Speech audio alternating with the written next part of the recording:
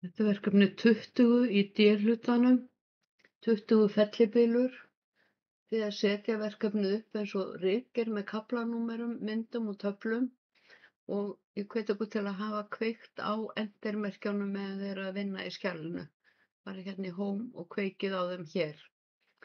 Og þið skulu vinna verkefni í þeirri röð sem fyrirmælin eru. Það er búið að merkja allar fyrirsagnir með heading 1 eða heading 2 og búið að setja stílana texti 1 og texti 2 á textan í skjalinu. Það er líka búið að setja stílinn inndráttur á unndreginn texta, búið að skrifa texta neðanmálsgreina og setja stílinn heimildir á heimildirnar. Þið eigið að breyta þessum stílum eins og sagt er í kennslubókinni. Ég ætla að byrja hér á lið númer 1 og vera með bendilinn fyrir framan fyrirsögnina fellibylur. Smelli ég hér fyrir framan og ég fer í layout, breaks og next page. Þá sjáum við ef við erum með entermerkin sýnileg að hérna á að standa section break next page. Það er vegna þess að þá ekki að koma þessu blaðsíðunúmer á síðuna þar sem efnisyfirlitið er og heldur ekki á forsíðuna. Við ætlum að breyta stílnum heading 1, verið hérna homeflipa. Ég ætla að fara bara hérna niður í örina og hérna sé ég heading 1, býta á örina niður og modify og ég ætla að breyta heading 1 í hafa 14 punktaletur, smelli hér og vel 14 punktaletur og síðan ætla ég að fara í format og paragraf og hef ekkert bil fyrir ofan en 6 punkta á eftir.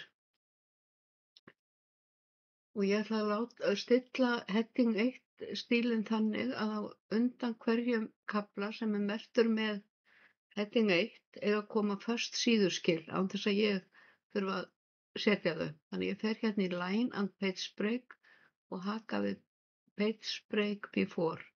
OK. Og OK. En á undan fyrirsögninni hér voru útlitskaflaskil.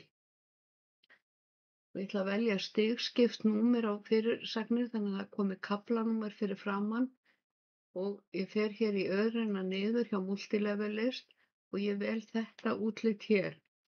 Athugið það að velja þetta sem er heading 1 og svo framvegis. Það er að fara aftur í þetta, vel þetta hér. Og kemur hérna kaflanúmer fyrir framann. Og ég ætla að breyta næst, vera hérna með bendilinn og breyta stílnum texti 1, modify og ég ætla að hafa línubil 1,2 og jöfnun. Fyrst vil ég jöfnunina hér, síðan fer ég í format og paragraf og nú þarf ég að fara aftur í flipan indents and spacing. Hérna hef ég líka geta valið jöfnun en líka á flýtiskipun hér í glugganum. Og ég ætla að velja multiple hérna, multiple 1,2 og OK og OK. Þið breytið stílnum texti 2 eins og sagt er í lið 5 í kennslubókinni. Þið breytið líka stílnum inndráttur og heimildir. Þið finnið stílana hér í listanum og breytið eins og við vorum að breyta stílnum texti 1. Hérna er heimildirnar og hér er inndráttur og texti 2. Ég var búin að setja þessa stíla á texta í skjalinu sem breytist leið og er búið að breyta stílnum.